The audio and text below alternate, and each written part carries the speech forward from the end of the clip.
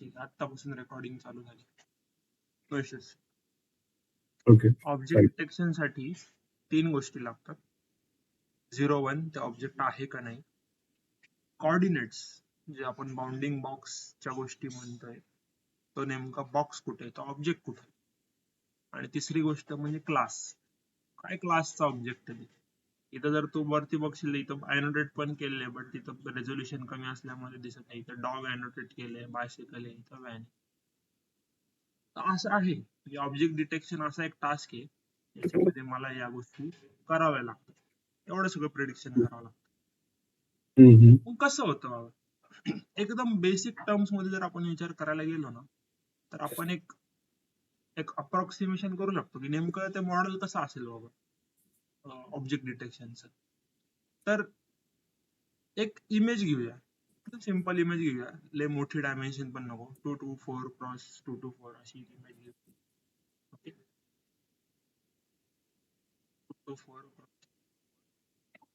3 channel वाली image आपल्याकडे. ही 3 channel वाली इमेज आपण एक चांगल्या मॉडेल कडे देऊया, जे आतापर्यंत आपल्याला चांगलं वाटलं ते म्हणजे एफिशियंट नेट आहे ना.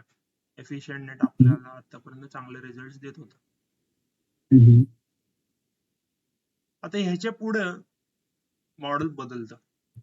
नेमकं काय होतं, तर मॉडेलला आहे ना 2 फाटे फुटतात. पहिलं तर मॉडेल इकडे जातं, इथे गेल्यानंतर जीएपी होता. जीएपी आपल्याला माहिती आहे, गॅप ग्लोबल ऍव्हरेज पुलिंग. त्याच्यानंतर एक फुल्ली कनेक्टेड लेअरला जातं आणि मग फुल्ली कनेक्टेड लेअर नंतर प्रिडिक्शन होऊन जे आपण म्हणलं 0, 1 प्रिडिक्ट होईल किंवा सॉफ्ट मॅक्स प्रिडिक्ट होईल ना.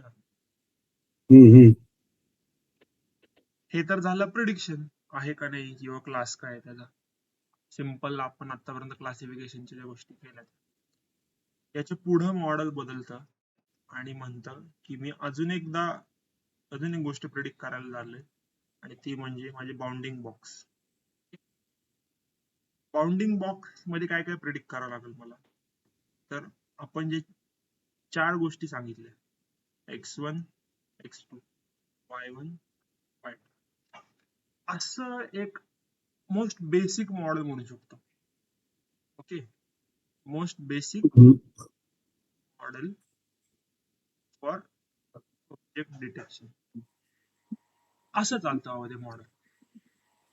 एक एफिशियंट नेट घेतला जातो किंवा कुठला तरी एक चांगला मॉडेल घेतलं जातं आणि त्या मॉडेलला नंतर तुम्ही पास ऑन करता 2 वेगळ्या ठिकाणी त्याच्या आउटपुटला, आणि 2 वेगळ्या टाईपचे प्रिडिक्शन करता, आणि मग ते कंबाईन करून ऑब्जेक्ट डिटेक्शन होतं.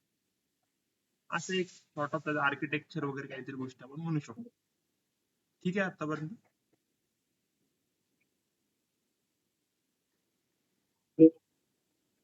ठीक आहे, मग लेट्स गो फर्दर. आता ऑब्जेक्ट डिटेक्शन कसं आहे ना, हा एक इंटरेस्टिंग फील्ड आहे. याच्यामध्ये वेगवेगळ्या प्रकारे सुद्धा प्रिडिक्शन होऊ शकतं. कसं होईल तुला, म्हणजे आपल्याला काय वाटतं की अजून एखादा प्रकार असू शकतो का की ज्याच्याने मी तो बॉक्स प्रिडिक्ट करू शकतो. समजा मी म्हटलं की डायगोनल कोऑर्डिनेट्सने मला तो बॉक्स समजतो, अजून एक प्रकार आहे का. तसा अजून एक प्रकार आहे.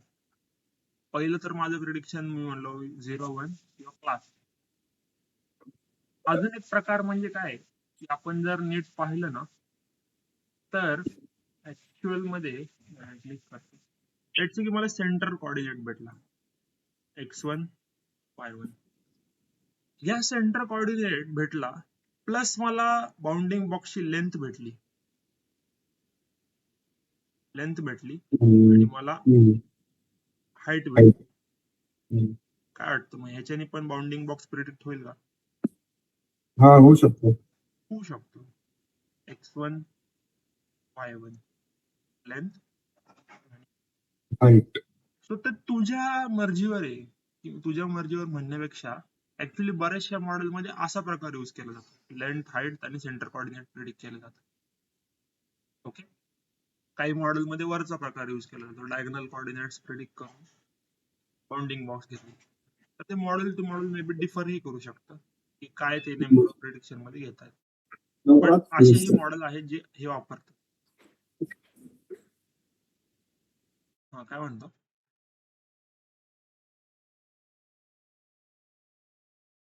ठीक आहे ना. तर आता आपण वेगळ्या ठिकाणी जाऊया. दिस इज आवर, दिसतंय ना, हे दिसतंय सगळं.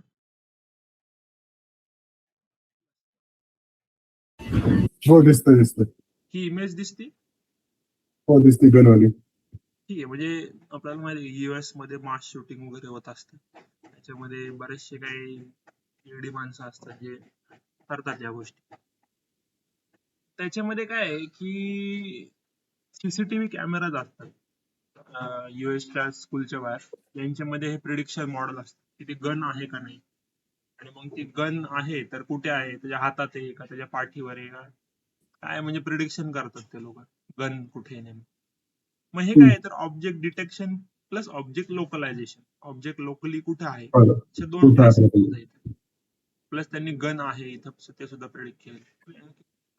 मग हा एक टास्क आहे, आपण समजा हाती घेतला तर ही इमेज आहे आपल्याकडे, लेट्स से. तर ह्या इमेज मध्ये डेंजरस ऑब्जेक्ट कुठला आहे तर हा गन आहे. हम्म. तर या गनला मला वेगळं प्रिडिक्ट करावं लागेल ना, है ना. मग अशी एक, येस. आपण जर विचार केला की असा एक टास्क आहे आपल्या समोर की खूप साऱ्या ऑब्जेक्ट्स मधून मला पिस्तल कुठे आहे प्लस ती कुठल्या ठिकाणी हे पण प्रिडिक्ट करायचं. असं एक माझ्याकडे टास्क मी जर घेतलं तर मल्टी क्लास लोकलायझेशन किंवा मल्टी क्लास डिटेक्शन असेही मला माझ्या हातामध्ये टास्क येऊन जातो, है ना. बरोबर. मग आपण काय विचार केला की आता अशा दोन प्रकारे प्रिडिक्शन होऊ शकतं. सेंटर कोऑर्डिनेट घ्या BX BY आणि BW आणि BH, म्हणजे ती गन कुठे आहे नेमकं ते आपण प्रिडिक्ट करू शकतो, नाही का. हे आपल्याकडे डेटा आहे हा, अशा इमेजेसचा डेटा आहे हा, आणि इमेजेसच्या डेटामध्ये प्रिडिक्शन साठी या गोष्टी आहेत, कोऑर्डिनेट्स ऑफ गन आहेत, ठीक आहे ना. येस. मग काय केलं जातं जे आपण आता म्हणलं की एक सिम्पल न्यूरल नेटवर्क घेतलं जातं आणि त्याच्यामध्ये इमेज पास ऑन होते. मग त्या न्यूरल नेटवर्कला नंतर दोन फाटे बोलतात, पिस्टल आहे किंवा नाही प्लस 4 बॉक्स कोऑर्डिनेट्स त्याचे, regression head plus classification head, असे दोन हेड होऊन जातात. हम्म. आता आपण जर विचार केला ना तर मी एक गोष्ट इथं वेगळी केली होती, पण जे लिहिले आतापर्यंत त्याच्यामध्ये मी इथं असं लिहिलंय या मॉडेल मध्ये की मी इथं गॅप नाही लावणार. इथं मी गॅप नाही लावणार, का बरं. म्हणजे मी वरच्या क्लासिफिकेशन हेडला गॅप लावलं, खाली नाही लावत, का बरं. ग्लोबल ॲव्हरेज स्कोरिंग केल्यामुळं बेसिकली ते जे काय म्हणतो आपण त्याला, इंटेन्सिटीचे व्हॅल्यूज आहेत तर त्या आपण ऍव्हरेज करत असतो. तर त्या ऍव्हरेज केल्यामुळे माइट बी लॉस होत असतो, त्यामुळे आपण लावत नाही, एका साईडला लावतो. बरोबर आहे, म्हणजे बरोबरच आहे की हम्म. ऍव्हरेज घेतल्यामुळे त्याची लोकली तो कुठे ते संपून गेले ना इन्फॉर्मेशन. बरोबर. म्हणजे एक इमेजचा 3x3 चा आपण एकच नंबर करून टाकला, मग त्या 3x3 मध्ये नेमकं बरोबर. तो काय कुठे ती गन काय, लोक. हा. तर ते बरोबर. इन्फॉर्मेशन संपून गेली ना, बरोबर. म्हणून आपण करत नाही. सो हे समजणं महत्वाचं आहे की गॅप का नाही करत, आणि गॅप केला नाहीच पाहिजे जेव्हा आपण बॉक्स किंवा लोकलायझेशनच्या टास्क साठी. ओके, गॅप किती पण चांगला असला तरी काही ठिकाणी उपयोगाचं नाहीये, हे सांगण्यासाठी आपण थोडा विचार केला होता आता. हम्म. ओके, परत आपण इकडे येऊया.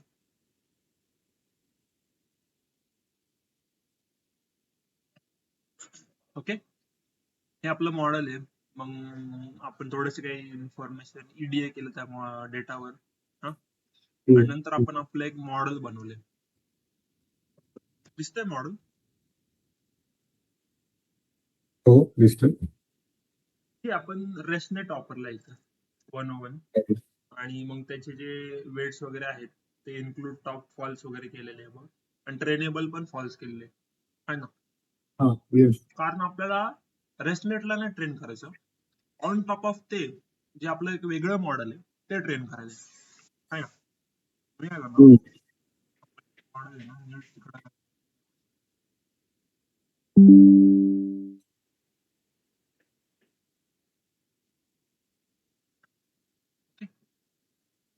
Yes. My ResNet model ResNet model. Trainable मी फॉल्स ठेवलेले, हे महत्वाचे. त्यानंतर रेसनेटच्या आउटपुटला मी फ्लॅटन केले. का बरं? रेसनेटचं जे आउटपुट आहे त्याला मी फ्लॅटन केले. ते काय म्हणतो आपण त्याला, कसं सांगू आपण, ते फ्लॅटन केल्यामुळे काय होतं बेसिकली, की ज्या फिक्शन व्हॅल्यूज असतात त्या एका प्रकारे नॉर्मलाइज होतात असं म्हणतात. ठीक आहे, म्हणजे अगदी असं नॉर्मलाइज नाही होत. कसं आहे, रेसनेटचं जे आपण टॉप लेअर आहे तो काढला, बरोबर. टॉप लेअर काढणं म्हणजे काय, की आपण त्याचा न्यूरल नेटवर्कचा भाग काढला, पण सीएनएनचा भाग ठेवला, बरोबर ना. तर सीएनएनचा आउटपुट कसा असतो, 2D असतो. आणि 2D आउटपुट मध्ये आपण डायरेक्ट न्यूरल नेटवर्क कनेक्ट नाही करू शकत, म्हणून आपण फ्लॅटन करतो. ओके, बेसिकली काय करतं, 2D to 1D कन्व्हर्जन साठी फ्लॅटन करतो आपण. ओके, नंतर क्लासिफिकेशन आहे. दिस हे एवढं क्लासिफिकेशन आहे आणि एवढं रिग्रेशन. ओके, आता तू जर बघशील क्लासिफिकेशन हेड मध्ये मी फ्लॅटनचा जो आउटपुट आहे तो इनपुट म्हणून दिलाय आणि त्याच्यानंतर मी एक न्यूरल नेटवर्क ट्रेन केलेलं आहे ना. ओके, आता तू जर विचार करशील ना, आपण एक गोष्ट आपल्याला माहिती होती की रेसनेटचा जो आउटपुट आहे ना तो आपल्याला काहीतरी आपण पाहिला सारखा होता का माहित नाही, पण रेसनेटचा जो आउटपुट आहे ना तो इथं कसा आहे की 13x2084 असा ह्याचा आउटपुट असतो. ओके, मग ह्याला जर आपण फ्लॅटन केलं तर किती भेटतील आपल्याला, 13x13x284 352196 म्हणजे ह्याचा आउटपुट काय येणार, 352196 एवढा मोठा आउटपुट येतो. आणि नंतर मग आपण 128 न्यूरॉन्सला कनेक्ट करतो, म्हणजे इंटू 128 होईल परत. ओके ओके, जबरदस्त मोठा नंबर येतो, कारण की प्रत्येकच इनपुट प्रत्येकच आउटपुटशी कनेक्टेड असतं ना, फुल्ली कनेक्टेड लॅब मध्ये, डेन्सली कनेक्टेड. Densely connected.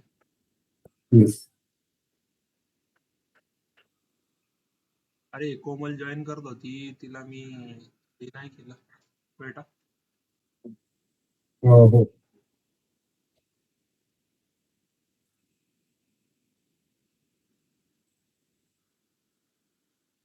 ठीक आहे, मेसेज. ओके, मग हे आता असं कनेक्शन होतं आणि त्याच्यानंतर एक सिंपल न्यूरल नेटवर्क ट्रेन केलाय. मग नंतर मग क्लासिफिकेशन मध्ये 1 आणि सिग्मॉइड का की एकच क्लास आहे, 1-0 प्रेडिक्ट करायचं. त्याच्यानंतर इथं पण तू बघशील ना 4 आहे आणि सिग्मॉइड आहे. का बरं इथं सिग्मॉइड असेल? त्याच काम करणार 0 ते 1 मध्ये आउटपुट आणण्यासाठी. नाही, रिग्रेशनचा टास्क आहे ना असतात सिग्मॉइड का.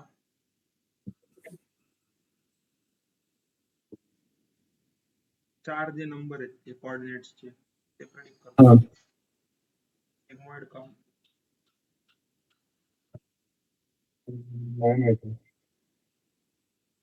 सिग्मॉइडचा एक फायदा काय आहे की सिग्मॉइडचा प्रत्येकच आउटपुट जो आहे तो 0 आणि 1 च्या मध्ये असतो, प्रोबॅबिलिटी जातात.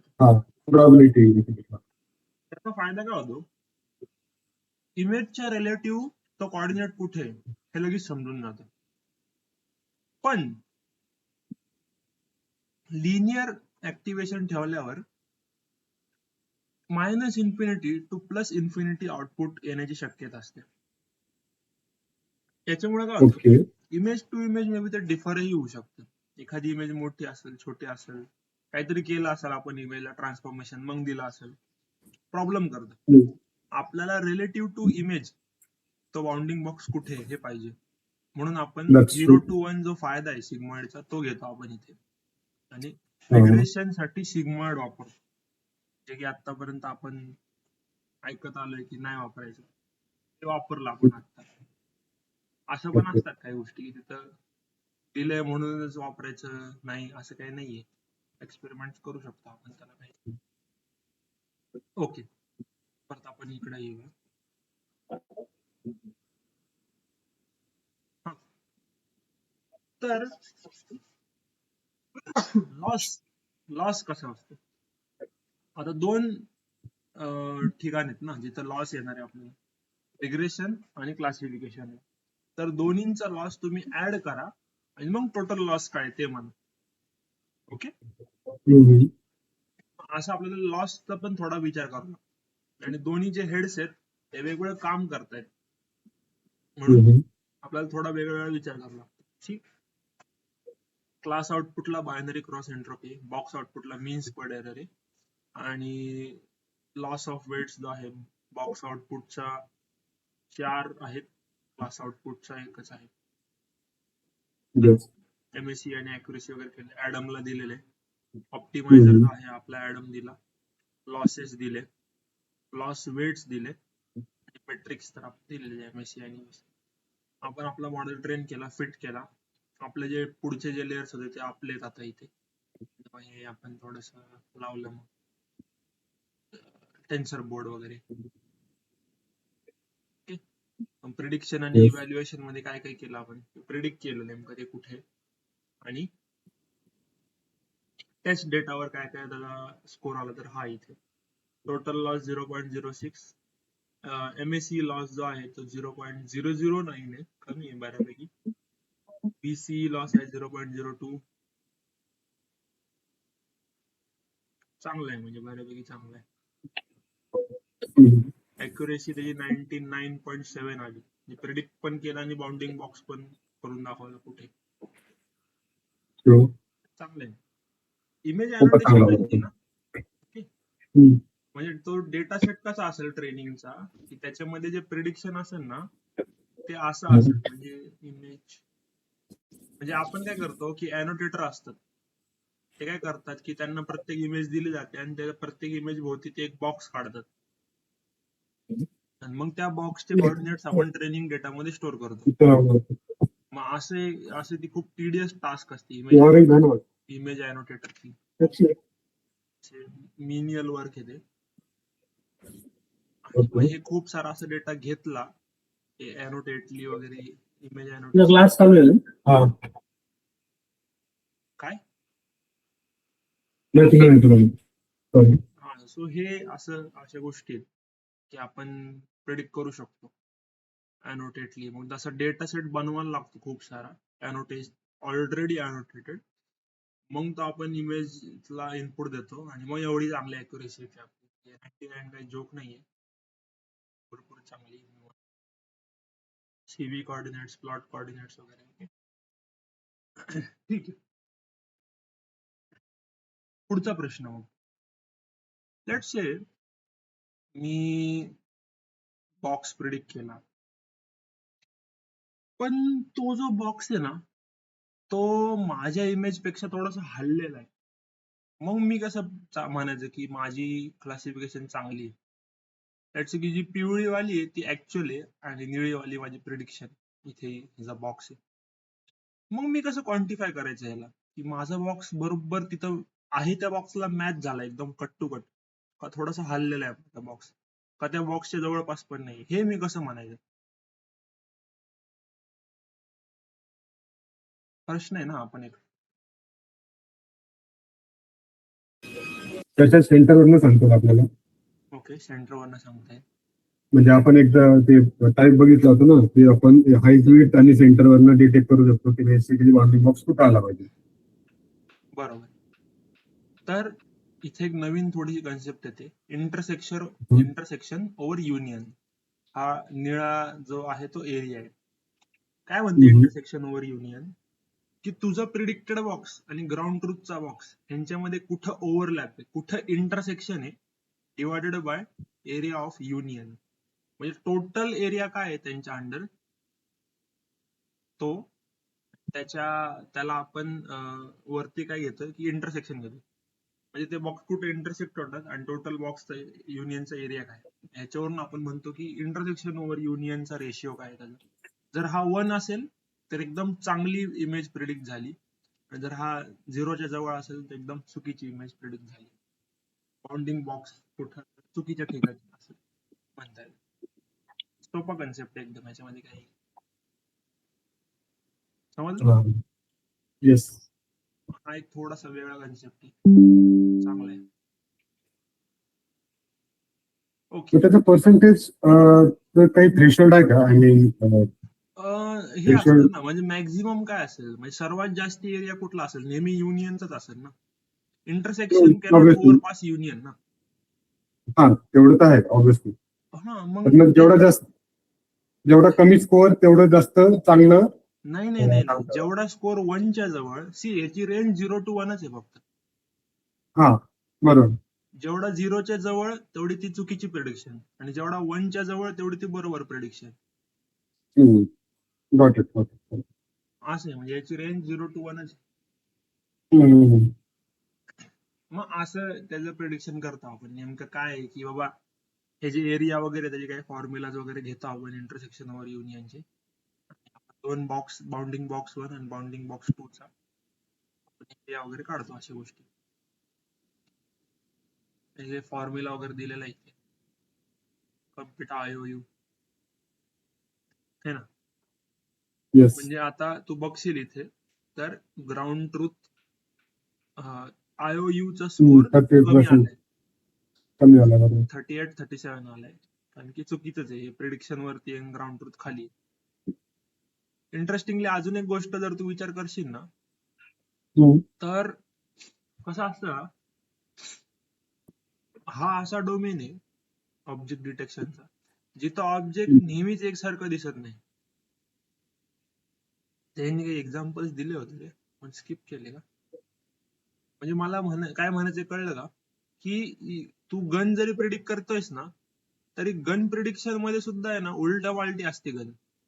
कधी गनचा फक्त बॅक साइड दिसेल, कधी गनची फक्त टॉप साइड दिसेल, कधी गन येस. च्या समोर एखादं ऑब्जेक्ट, वेगळंच ऑब्जेक्ट असेल, म्हणजे गन त्याच्या मागे असेल, अर्धीच दिसत असेल, बरोबर. किंवा मग गन पूर्णपणे नवीन गन आहे, मॉडेलच नवीन आहे गनचा, जी नॉर्मल गन सारखी दिसतच नाही. मग असं थोडासा हार्ड डोमेन आहे हा क्रॅक करणं, आणि तेवढा मग त्या डेटा सायन्सचं नॉलेज पण लागतं त्याला, की बाबा ह्याला कसं डील करायचं, ह्याला कसं डील करायचं, ही टास्क आली, हे टास्क आलं. तसं बरोबर. थोडस टफ आहे हा, है ना.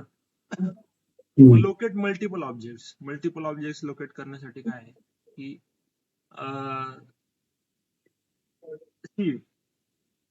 इंटरेस्टिंग डोमेन आहे हा. इथं सगळ्या गन्सच आहेत या इमेज मध्ये, दिसतंय ना. येस. ह्या इमेज मध्ये सगळ्या गन्स आहेत, पण मॉडेल एकच आहे, हा. बरोबर.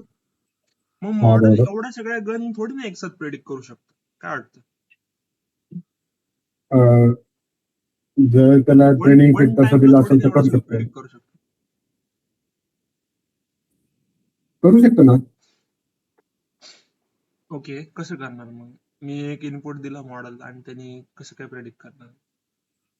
आता रिअल लाईफ सिनेरियोज मध्ये पर्टिक्युलरली कोणी एक आर्म ह्युमन नसणार, मल्टिपल असतं.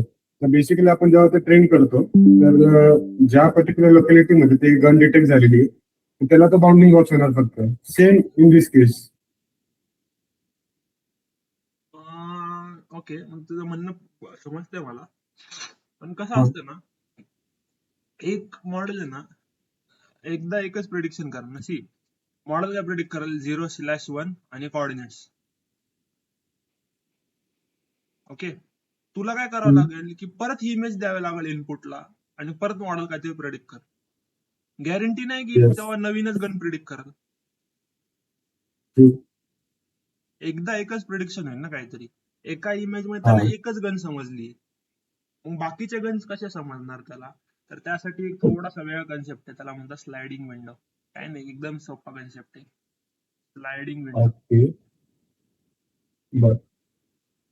काय करतो आपण, आपल्याला माहिती की इमेज मध्ये मल्टिपल ऑब्जेक्ट असू शकतात, एकच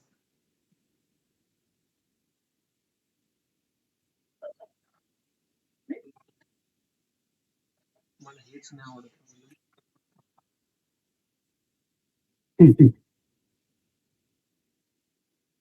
ठीक आहे, हा आपल्याकडे एक बॉक्स आहे. बरोबर. आपण काय करतो, थोडासा मोठा करू याला. हा बॉक्स घेतो आणि इमेजच्या एका कोपऱ्यापासून चालू करतो. ओके, चालू केलं, इथं प्रिडिक्ट केलं, इथं काहीच नाही आलं.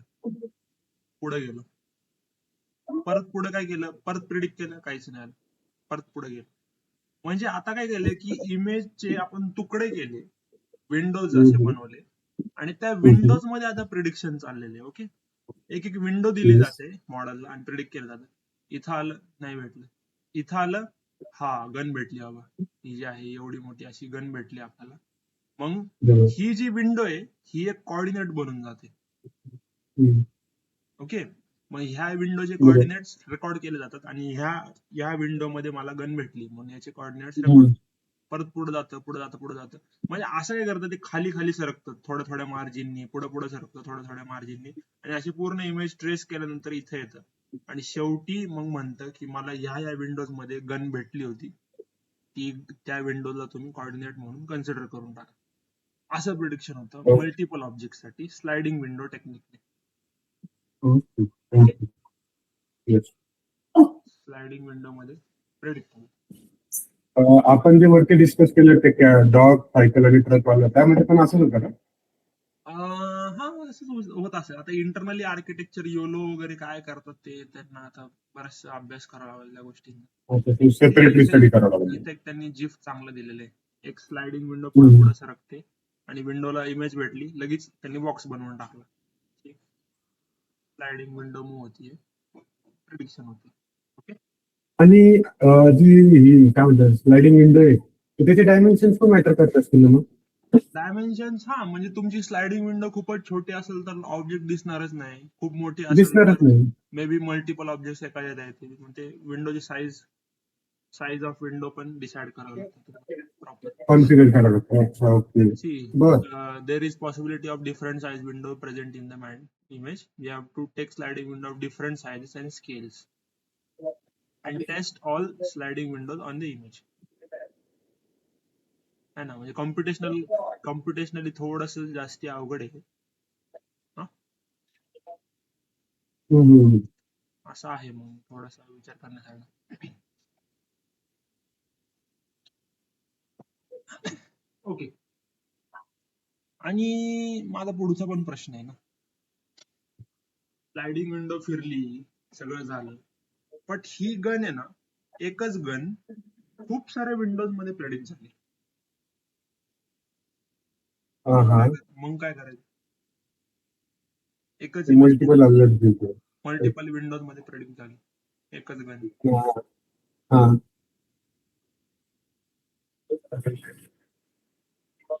मग काय करायचं? मग ते आपण करू शकतो IOU. IOU करू शकतो, बरोबर आहे. ऍक्च्युली ते बरोबरच आहे, त्याचा अर्थ IOU करू शकतो आपण. हा. आपण काय करतो, इथं नॉन मॅक्झिमम सेपरेशन नावाचं आहे, कन्सेप्ट येतो.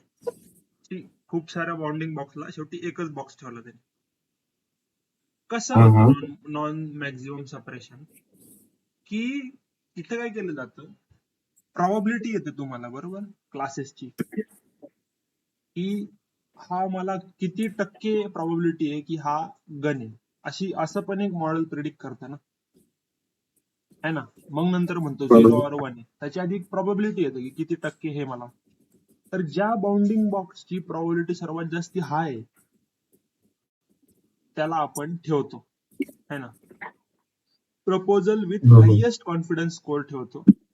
ओके, जर एखाद्याचा IOU थ्रेशोल्ड पेक्षा जास्ती आहे त्याच्या, तर तो ठेवा, नाहीतर मग तुमच्याकडे ऑलरेडी मॅक्झिमम आहेच. सिंपल कन्सेप्ट आहे.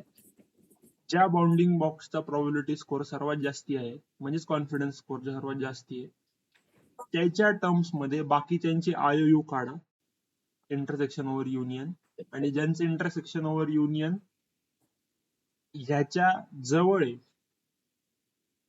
त्यांना ठेवा, आणि ज्यांचं लांब आहे त्यांना उडवून टाका.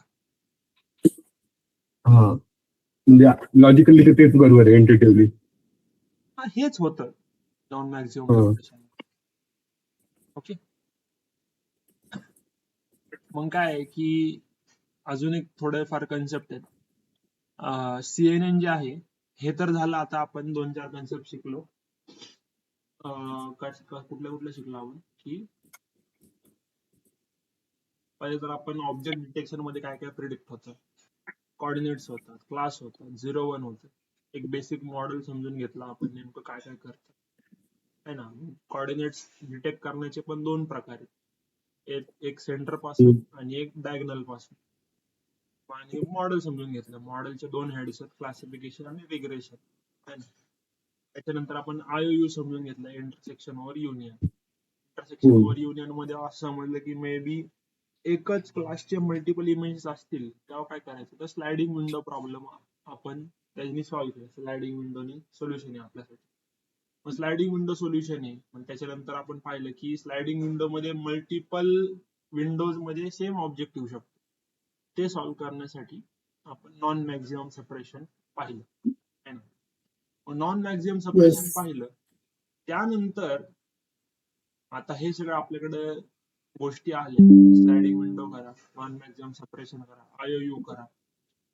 मग आता आपण थोडस पुढे जाऊया आणि अशा काही गोष्टींकडे जाऊया जिथं आता मॉडेल येतं. ओके. मॉडेल येतं मग काय की 2-4 प्रकारचे मॉडेल आहेत. RCNN ओके, बेसिक मध्ये RCNN, फास्ट RCNN आणि तिसरा आहे फास्टर RCNN. हे ऑब्सोल्यूट आहे, हे खूप वापरलं जात नाही, समवॉट युज्ड आहे.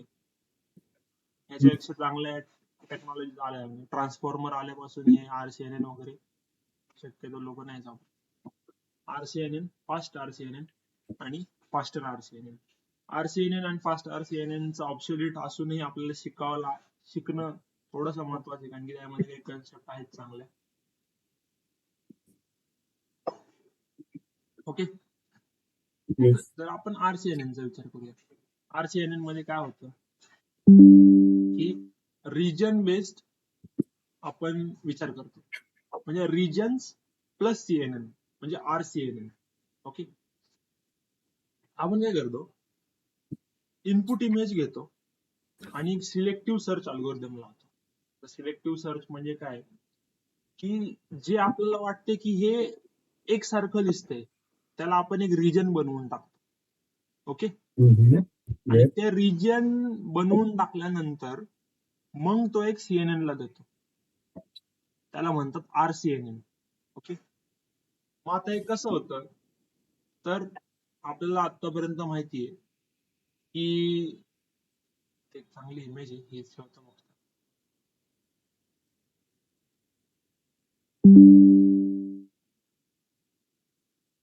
है ना. आपल्याला आतापर्यंत माहितीये की रिजन घेतला जातो. हा रिजन मग एक फॉर्मॅट मध्ये कन्वर्ट होऊन कन्व्होल्युशनला जातो. कन्व्होल्युशन नंतर SVM, म्हणजे ही जुनी टेक्नॉलॉजी म्हणून SVM वापरायचे ते लोक. आणि बाउंडिंग बॉक्सचं रिग्रेशन करायचे. SVM का, प्रिडिक्शन साठी 0-1 क्लास मध्ये काय आहे नाही ते. ओके. मग पुढचा रिजन घ्या, परत सेम फॉलो करा. म्हणजे रिजन ऑफ इंटरेस्ट घ्या पहिले तर ROI, मग त्याचे प्रपोजल बनवा. 2000च्या अराउंड रिजन्स बनवायला लागतात तुम्हाला इमेज मध्ये. मग ते इमेज तुम्ही कन्वर्ट करा सॉर्ट ऑफ एका फॉर्मॅट मध्ये, कन्व्होल्युशन मध्ये द्या, क्लासिफाय करा SVM मधून आणि bounding box step by step process RCNN ची. ओके. मग RCNN मध्ये काय करू आपण, मग सिलेक्टिव्ह सर्च कसं काम करतं याचा पण थोडा विचार करावा लागतो आपल्याला. ओके. सिलेक्टिव्ह सर्च कसं काम करतं, माहिती की आपण एक काम करू शकतो, ते म्हणजे सेम दिसणारे पिक्सल एका गोष्टीमध्ये, म्हणजे इथे जर तू बघतो इमेज भरपूर सेल्फ एक्सप्लेनेटरी आहे.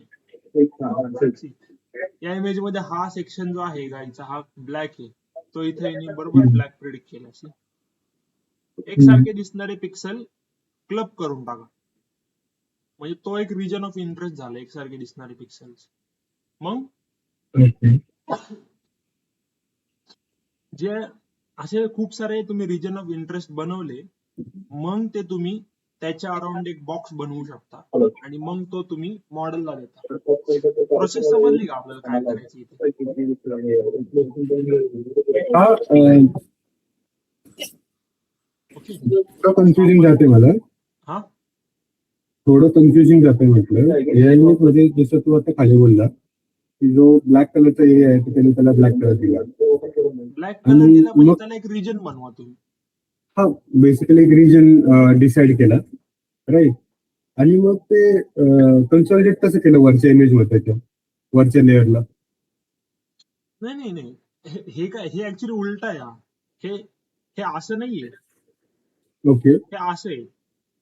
हा का? आता मी उलट झालं. ओके, हा म्हणजे ते मे बी इथं काय नोटेशन करून टाक. हे असं आहे. काय होतं की अच्छा, ओके. बेसिक लेवलला रिजन्स बनवले जातात, बेसिक हम्म, रिजन्स.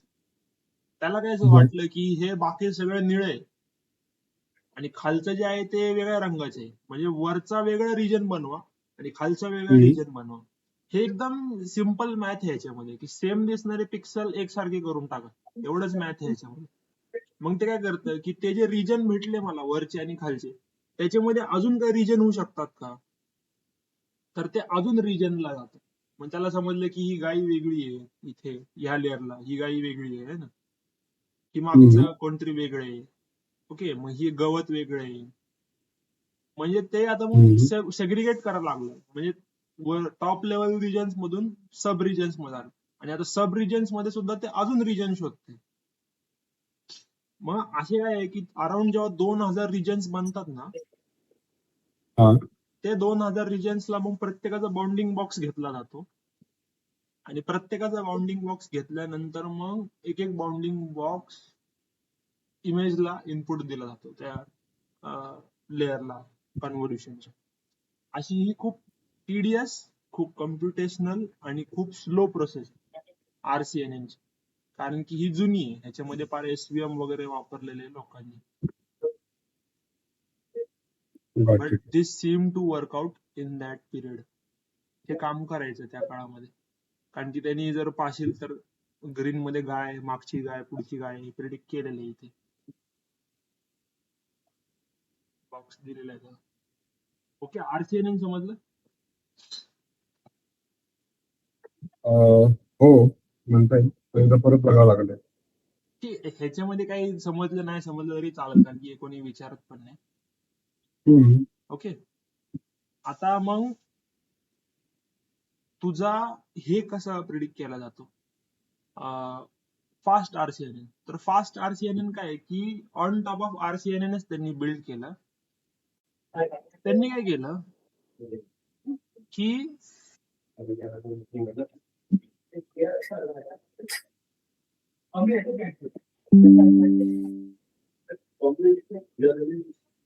फास्ट RCNN मध्ये काय घेतलं, इमेज घेतली, ती डायरेक्ट एका CNN ला दिली.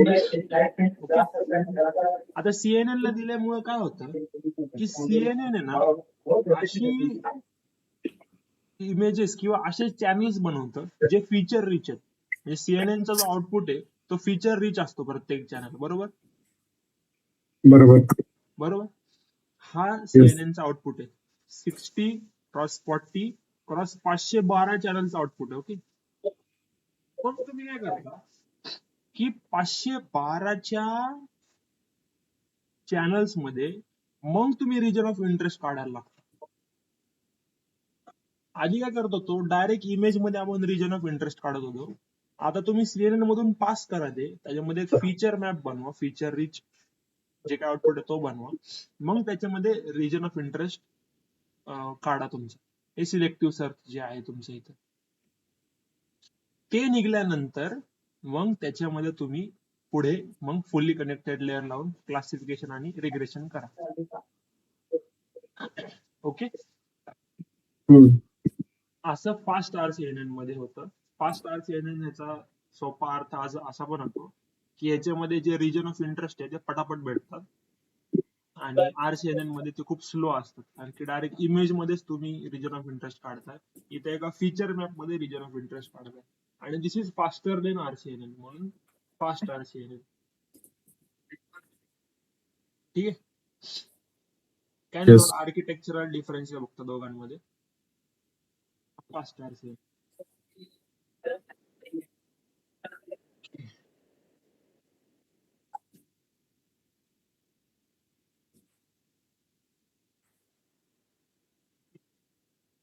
मग आता जे फास्टर RCNN आहे ना त्यासाठी थोडंसं आपल्याला काही वेगळ्या गोष्टी शिकाव्या लागतील. ते मे बी आपण पुढच्या क्लासमध्ये शिकू. ठीक आहे. ते आजचं समजलं ना? बऱ्यापैकी समजलं. इमेज समजलं. बद्दलच आहे. इमेज काय म्हणते, कशी म्हणते, इमेज समजली की बऱ्याचशा गोष्टी समजतात. हा, डिस्प्ले पण तिथं ज्या मल्टिपल कन्सेप्ट आल्या ना त्या RCNN वाल्या, तर तिथं जरासं कन्फ्युजन झालं माझं. बाकी काही नाही. ते आहे सोपं मान्य मला, बट हा सिलेक्टिव्ह सर्च अल्गोरिदम समजला ना तर त्याच्यावर थोडा रिसर्च करू शकतो तू. सिलेक्टिव्ह सर्च अल्गोरिदम कसा चालतो ते समजलं की अजून समजेल रिजन ऑफ इंटरेस्ट काय आहे. रिजन ऑफ इंटरेस्ट नंतर बाकी पुढचं तर मॉडेलच आहे.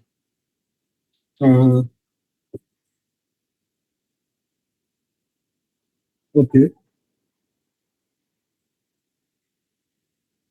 ठीक आहे.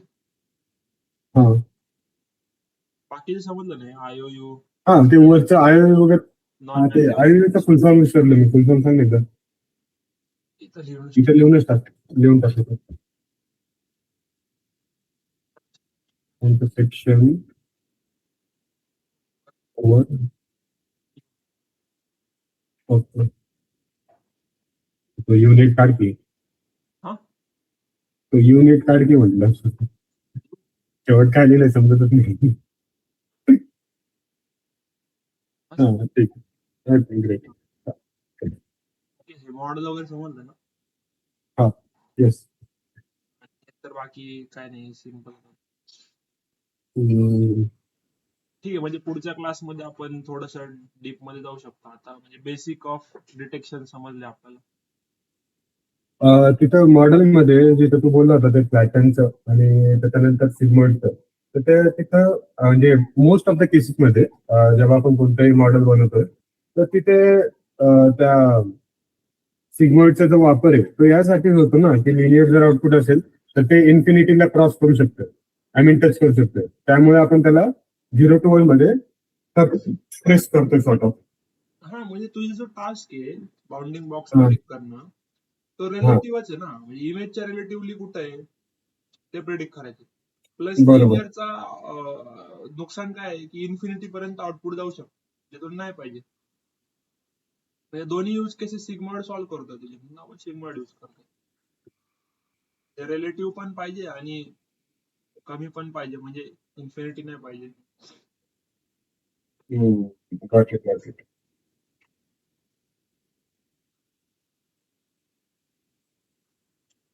ठीक आहे. थांबूया आपण. Yes, sure. धन्यवाद.